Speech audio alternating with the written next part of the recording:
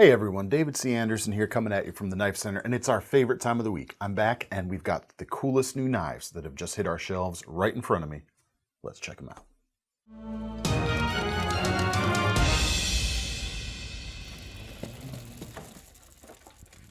Well, it is good to be back. I was enjoying my paternity leave these last few weeks, and thanks to Thomas and Seth for keeping the trains rolling here while I've been at home. But now I'm back, so you have to deal with me. Sorry. Let's get into some new knives, shall we? The first up, we're going to start off with a few QSPs, and we have, first up, the Vault, which were able to see first debuted at SHOT Show earlier this January, and it is a crossbar lock, and it is a rather nicely executed version of a crossbar locking knife. There you can see the crossbar acting right on the tang of the knife. Nice ambidextrous action thanks to its general construction.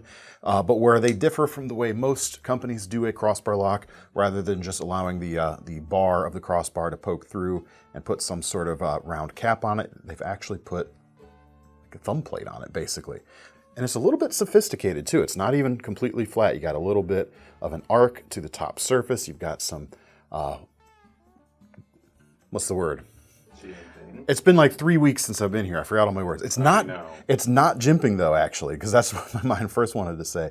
It's milled almost like concentric lines, as if the center of the circle were up here, so you get some positive engagement with the way your thumb and forefinger will be pulling on those lock bar surfaces, control surfaces, whatever you want to call them. Really nicely done, and the whole knife is really nicely done. And QSP, if you are unfamiliar what their initials stand for, it's supposed to be quality, service, price. Service? Is it service? Out of service. But quality and price are the two things I want to focus on most here. This is a rather premium looking knife, and yet it comes in at about $86. So it's not a bargain basement price, certainly. It's maybe even not necessarily a cheap price, but it is good value for what you're getting here, for sure. 3 1/4 inch blade. You've got Sandvik 14C28N steel, two-tone finish, stone-washed flats and satin grinds, and just a beautiful little drop point shape for your day-to-day cutting needs, with a high flat grind for good cutting geometry as well. Not too thick to impede that either. The bolsters here are aluminum, and we've got black canvas micarta. Other flavors are available with their assorted different colorations going on with it. And a tail-mounted reversible deep carry pocket clip. My favorite style of pocket clip in the world. Just very, very nice. Just completes the picture, I think. I want to check out the action, but before I do that, I do have to mention what QSP is calling this lock. They're calling it the Glide lock with a Y instead of an I. But we all know my normal rant. It's a crossbar lock. Can everyone just call it a crossbar lock, please? Please. Jacob Lundquist design, I should also mention that. But let's check out that action.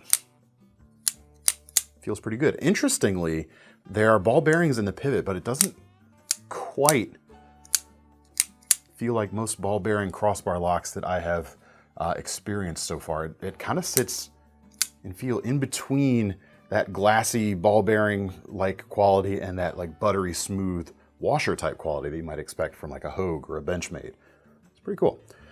But anyway, the action is right where you want it. The design is pretty nice. It's got, standard grip for me is about 3. I can get all 4 of my fingers on that main section of the grip and then you've got a little bit of a finger choil cutout area where you could choke up if you wanted to.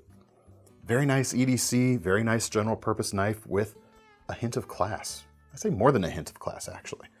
That's really nice. It's called the Vault. Check it out. Next up from QSP, same steel, 14C28N, same blade length, 3 1/4 inch, but we've got a button locking knife. This is the Unicorn, $69 for this one right here. Like the crossbar lock, the button lock on this knife here gives you a finger safe closing action. And by that, all I mean is when you close the knife, your fingers never cross the path of that sharp edge, which is a nice added bit of extra safety that I always appreciate. Ball bearings are in the pivot here as well. Flipping action works well. Centrifugal, or whatever you want to call it, wrist flick also works well. Micarta or G10 handle options. The G10s are actually coming with some two-tone colors, so you can check those out. And I think they're all $69 price point right there. Stone-washed finish on this straight-backed blade. Plenty of belly there for efficient slicing or like deep, effective slicing. And nice and thin with a high flat grind there as well. About 3.5 to 4 finger grip, depending on your hand size. I would say my hands are slightly larger than average. Nice. Reversible pocket clip. It is deep carry, and you've got a nested pocket for it to sit in and a filler tab for the front side. That's always nice on a button lock because they're very lefty-friendly, a very lefty-friendly lock to operate. All right, next up, transition to this one is we've got another knife with a finger-safe lock. The Spyderco Military 2, now available in the Micarta version, which basically is just a full set of canvas micarta scales with full thickness or full width liners, not inset liners like any of the others, and a CruWear blade steel for an extra degree of toughness over the standard stainless versions of this knife, because this is a non-stainless knife, of course. 4-inch blade, nice long distal taper going on, full flat grind despite the size and despite the added weight of the full length liner or full thickness liners here. It's not a super heavy knife. It has a nimbleness to this, and it has cutting efficiency to its big 4-inch length as well. $228 and some change for this knife. It has all the refinements of the Military 2 over the standard Military. This was introduced just a couple of years ago. First and foremost is that compression lock, that finger-safe lock we were talking about just a minute ago, or the finger-safe mechanism that I mentioned. Basically, flick it closed. Fingers are completely out of the way, which is always nice. You can also flip it open, as I can show you right there. 4-position pocket clips, so you can carry it tip up or down on either side. You've got the finger choil there, the signature Spyderco choil there. I'm growing less and less happy with calling that a choil, even though that's what they call it, because it doesn't actually intersect the cutting edge. Which a choil should. But anyway, pedantics.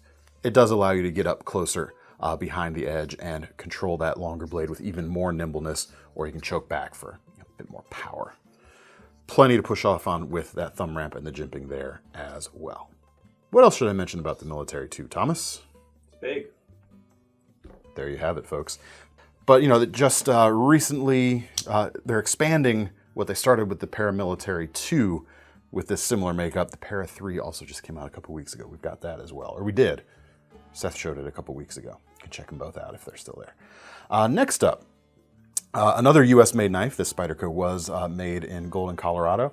This knife is made in Idaho. It is the Buck Alpha Guide series, the Alpha series, I should say. You've got the Guide, which is the larger model, the Scout, and what's the other one, Thomas? The other one. And the other one. Sorry, guys. The Scout, the Guide, and the Hunter. The Guide right here is the longerest version, 4.5 inches, but the MagnaCut versions of these knives are now out and available and in stock. $250 for this 4.5-inch Alpha Guide. And what are the other ones that run? The Scout is about $210, and the Hunter is $250 as well. Same price point you're going to hit with the Guide right here. But just such a cool material. MagnaCut, of course, if you're unfamiliar, kind of flipped the script of normal steel compositions on their head when it was introduced a couple years ago, because it hits all three of those desirable characteristics for knife steel in a way that no other knife has brought together under one umbrella. It is quite tough, holds an edge pretty darn well, and it is very stainless as well. Pretty neat stuff. Obviously, the Alpha series is a hunting-focused series, and this will give you nice, long cutting sweeps, efficient slicing because it's not too thick, and you do have that high flat grind, and you've got jimping further out along the spine than where your thumb would hit, which would allow you to get your index finger out there for precision in that sort of grip. You've also got precision in the pinch grip, thanks to the thumb scallops here. Lets you get a really fine, really just comfortable grip going on like so. A little bit less conducive to other general purpose grips, such as, chest lever and other carving types of grips. This kind of gets in the way a little bit for that sort of thing, this hump right behind the index finger groove right there. But in all other grips, it's not really going to get in the way. So decide for yourself how much do you use grips like this, and that'll tell you whether that is going to bug you or not.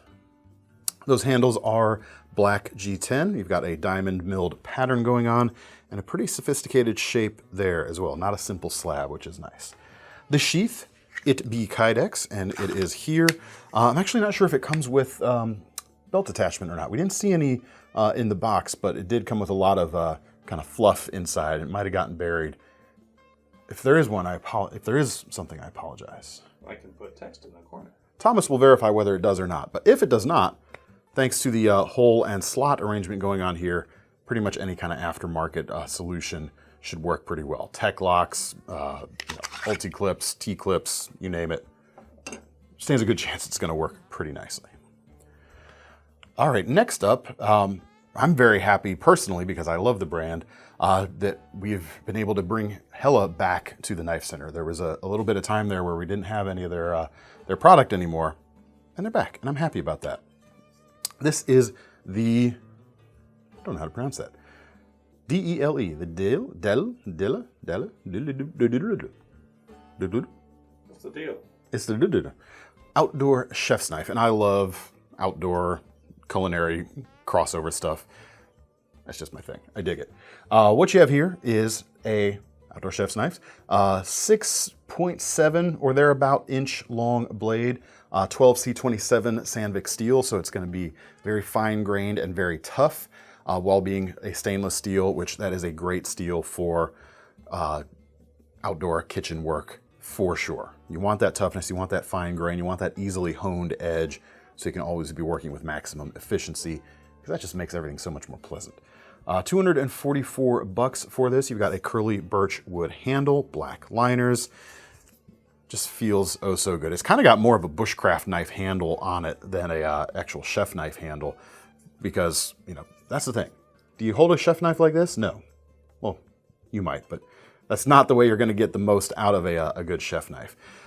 For that, you want that pinch grip. We're talking about that on the buck there, but especially here. And that brings me to my only kind of quibble with this knife, and that is the 90-degree edge at the top of the handles right here that are sitting right at the spot where you're going to want to pinch that knife.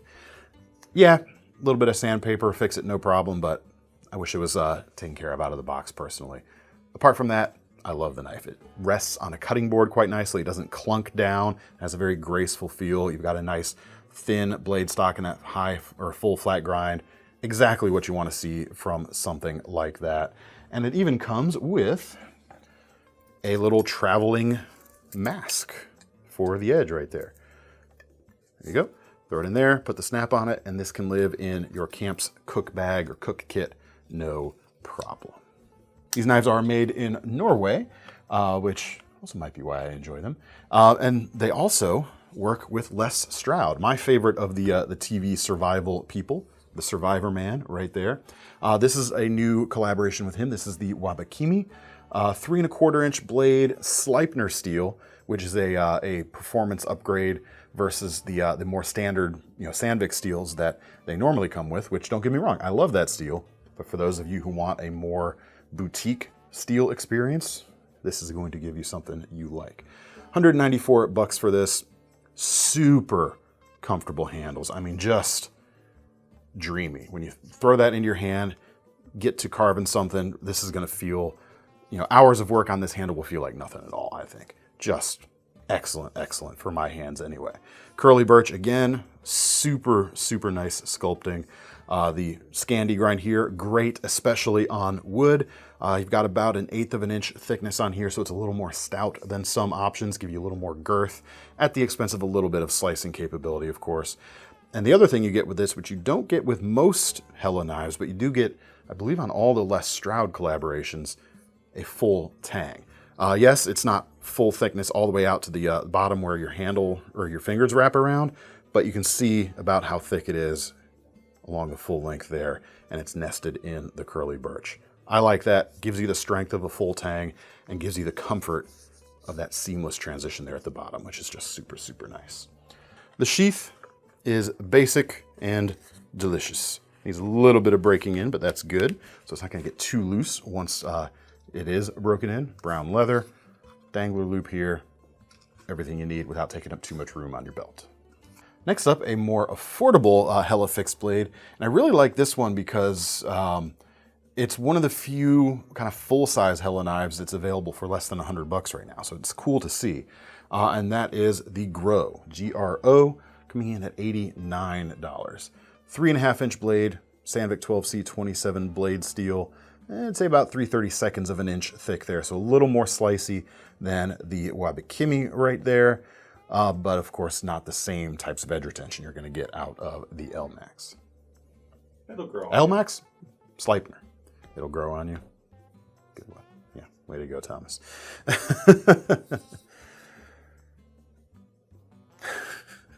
I wasn't ready for that.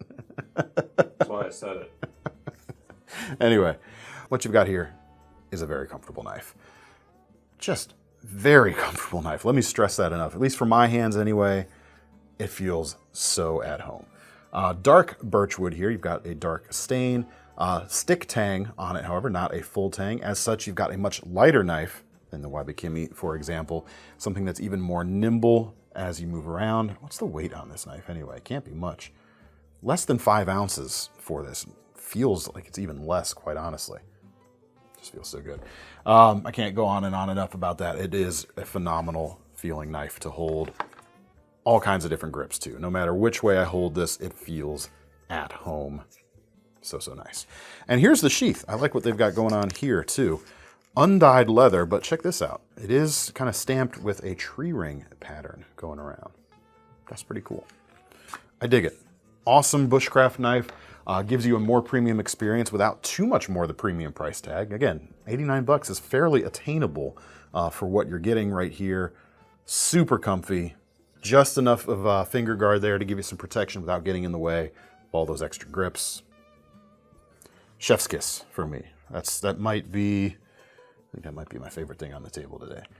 Let's take a look at some traditionals and some slightly less traditionals. From Bear & Son, we've got basically 2 new versions of large, well, more than 2, but we'll get to that. The large Sheepsfoot Barlow. We've got some more traditional variations and some more modern variations. The traditional here, you've got a 4-inch closed handle length, $54, jigged bone, $10.95 carbon steel blade. We've got a hollow grind on this main section and a nice big swedge. Excellent blade shape, very attractive to the eye, and it's going to give you that big, strong, powerful cuts from this slip joint knife. You've got a half stop. Nothing wrong with the action or walk and talk right there. I think that feels very good. Nice old school vibes. But if you want new school, check this out. This is just one of the screw together versions now in stock, as opposed to the pinned construction of the one we just looked at. This is the large Sheepsfoot modern Barlow. $66 for this. You've got a black coated D2 blade. And it's not like a thick powder coat either. It might be an applied coating, but it's not like chunky or clumpy. It's just really nicely executed right there. Flat as opposed to contoured bolsters. G10, I think carbon fiber is also available. There's a few different versions. You've got versions that bridge the gap with like a white bone handle and the D2 blade and the pinned construction. Just pretty cool. Does exactly what you want, and the price is right. Made in the US as well. All right, let's kick the price bracket up a notch and let's look at some stuff that's just like, whoa. No, this does not cost as much as Thomas's truck. They tried. But it's close. This is actually a prototype from Heretic Knives. This is the NYX NYX OTF Auto right here. It comes with a 3 3/4 inch blade, MagnaCut steel. We already talked about why that's cool. Nice brushed finish right here. Action is quite good. The clip is pretty cool too. It's secured here at the back with a single screw, and it actually pockets into this section that holds the carbide glass breaker, or the ball bearing glass breaker here at the back. So it's folded and nested in there, which is a pretty cool thing.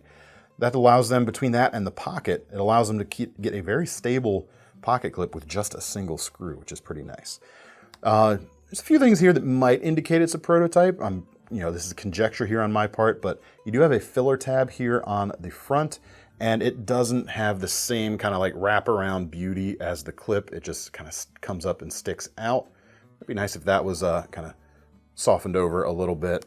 And the tip here is pretty thick as well. I don't know if that was intentional to keep the piercing capability or strength in a piercing cut a little more present, but it's a little thick feeling.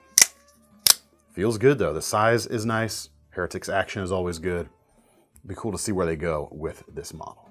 Price on this, however, $1,120 if you want the prototype right there.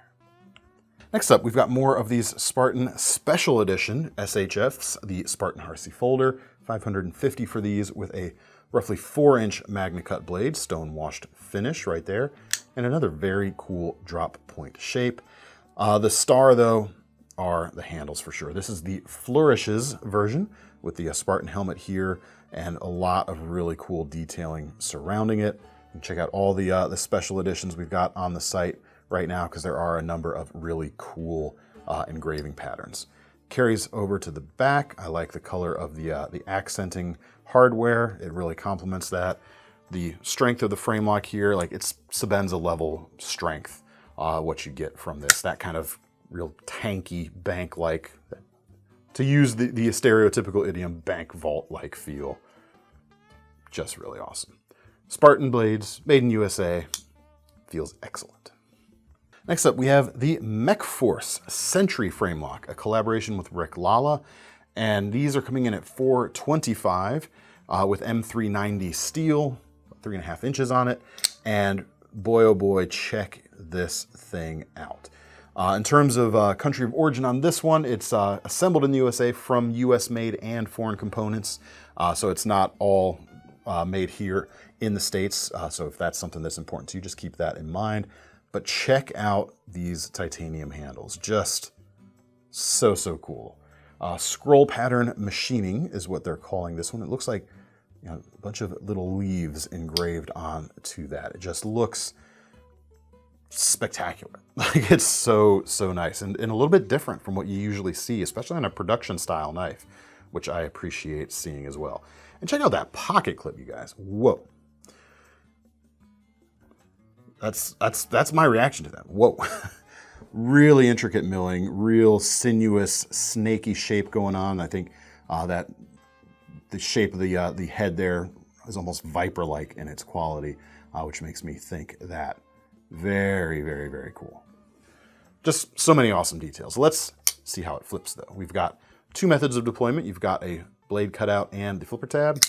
IKBS ball bearings here, and a nice detent means it flips well, which would be expected. And your reverse flick is going to work quite nicely. Let's do a thumb open. You might have to pinch it with the two fingers to get it started. That just feels so good. Oh, it feels so good. Really nice. Hollow ground portion here at the front, and a little bit on the thicker side here, so it's not going to be like the sliciest blade if you're pushing through longer materials, but if you're using this as a showpiece and it's not really seeing super heavy duty work, and you're just lightly cutting through shallower things, man, the thinness behind the edge here is going to be a real benefit to you. And then if you are pushing it through those heavier things, what you might lose a little bit in that efficiency with this stouter hollow grind here, you definitely have the strength behind it for a heavier cut. I hope someone out there does buy this and really puts it to work because it deserves it. It's just so cool. Next up, we've got the Derecho by SharpByDesign. This is made for them by Riot. Here you go. Blade, 3.6 inches, M390 with a satin finish and a subtle hawkbill shape. What I kind of like about this, I don't see this as like a self-defense knife. What I like about a hawkbill shape and any kind of recurve in particular is the way it gathers material into itself as you pull it through things when you're cutting. Really great on rope, really great on cardboard too. And being this feels like just the right amount of recurve to me for something like that. It's not so extreme that it gets too hard to sharpen, and you just get the benefit of that. Going through a long cut, the tip is not going to slip out of the cardboard. The material is going to be gathered, like I said, due to the shape of the edge. That's just a really nice shape going on. Handles are titanium. We've got blue G10 inlays on either side, single position milled pocket clip with some nice swoopiness going on there, and then mounted with a screw from the inside, so nice and clean from the outside look. Let's check out the action here. Technically, we've got a couple opening methods here because you got that fuller, but let's check out the flipper first. As expected, feels great. Let's see if we can reverse flick with that fuller. Also, no problem. And of course, you'll be able to thumb open that if you want to be a little more deliberate. It's a Riot, so the quality here is impeccable, just top notch all the way. Really cool way they've joined the two sides. Rather than having like a standoff or something, you've actually got, you know, integral back spacers from each side, meet in the middle and secured with one screw right there. So you got a real clean, free-flowing pass-through design at the tail end of the handle, which you don't usually see. You'll usually see some kind of thing at the back here keeping things secure, but not in this case. That's pretty cool. That gives me ideas. Dig it. All right. We've seen some expensive premium stuff here for sure. What if you want that premium feel? You don't quite have that amount of money. You've got some options here for you too. Still a bit on the pricier side, but definitely more affordable than what we've looked at so far. What we have here is the ArtisanCutlery Satyr. $200 for this. For that, you've got an S90V blade, about 3 3/8 of an inch, or yeah, about 3 3/8 of an inch long. Svelte titanium handles, designed by Cerberus Knives, and just the design is so elegant. I think it's clean, and yet it's got detail when you want to delve a little bit deeper onto the surface. Nice machining and milling on the handle itself. The S90V blade is going to give you a ton of edge retention. I'm not quite sure about the bead blasted finish on here. That is going to show scratches a little more readily than some finishes, but it does give you that matte look that you get right here.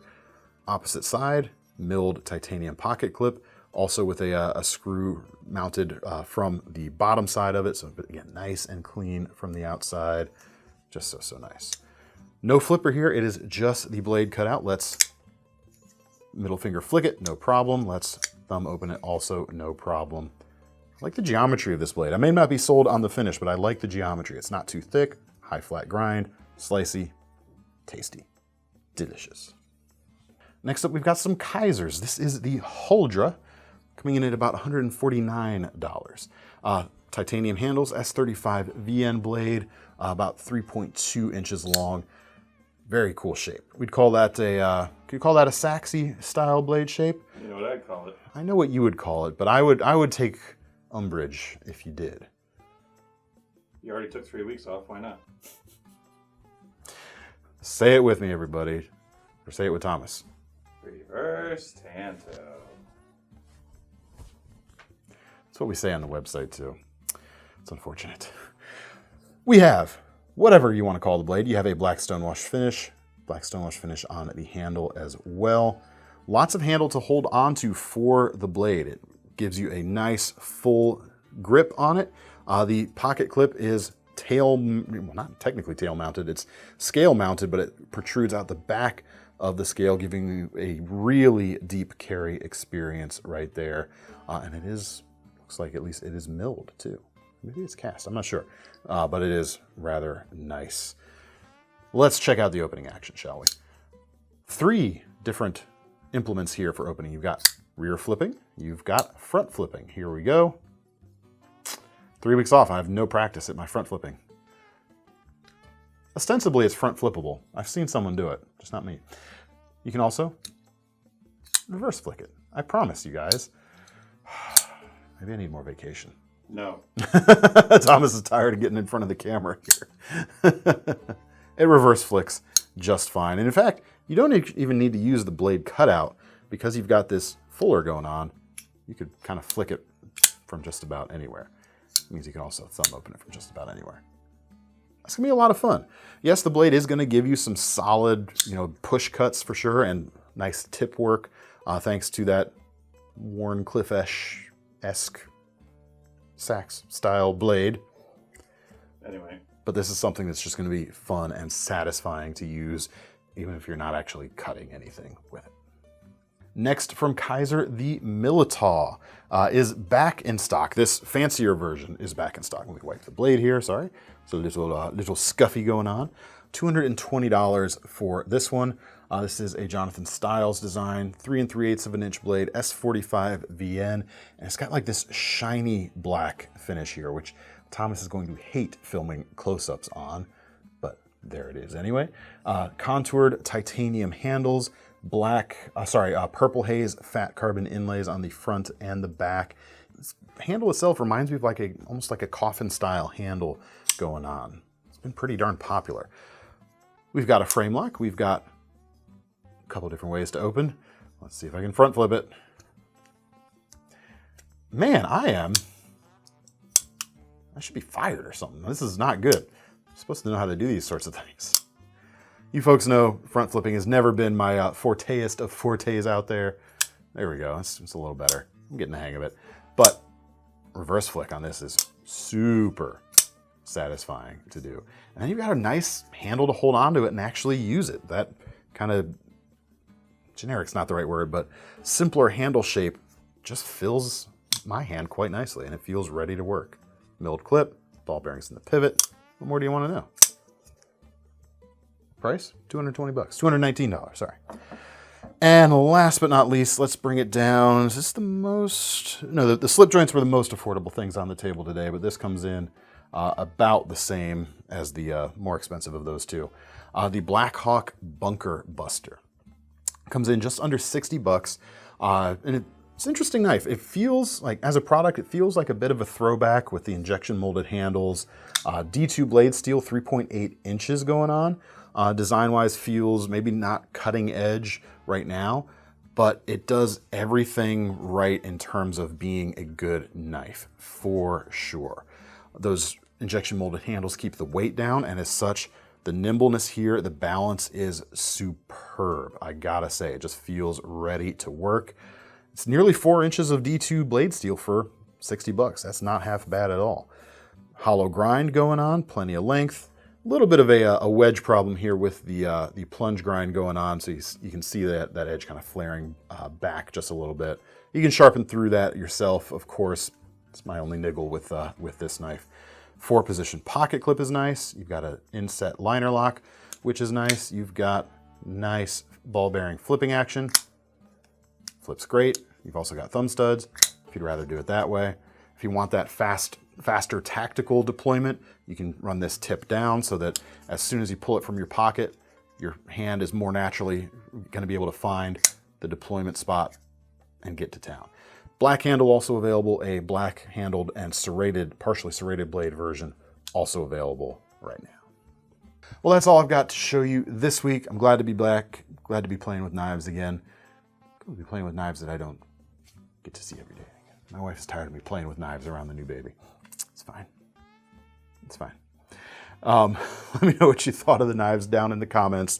If you want to get your hands on any of them, you know the drill. Links are in the description. Those will take you to KnifeCenter.com. And don't forget about our long-running Knife Rewards program, because the least thing we can do when you buy one of our knives today is give you some free money to spend on your next one. I'm David C. Anderson from the Knife Center. That's Thomas back behind the camera where he belongs. Hey. We're signing out. See you next time.